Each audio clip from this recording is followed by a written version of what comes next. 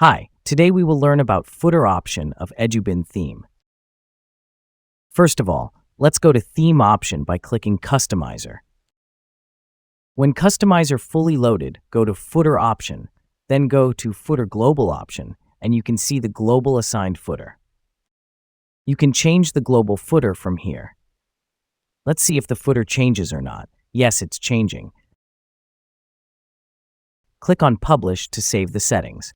Now let's edit a footer with Elementor. If there is no option to edit footer with Elementor, we need to go to Elementor Settings and check the footer post type. Click Save Changes to save the settings. Now go to the footer page and reload it. Now you can see the Elementor suffix and Edit with Elementor option. Click on Edit with Elementor to edit footer. Let's edit Elementor footer 10. I'm changing the logo here. In this case, I'm selecting a logo from the existing media library. Now, let's make some other changes.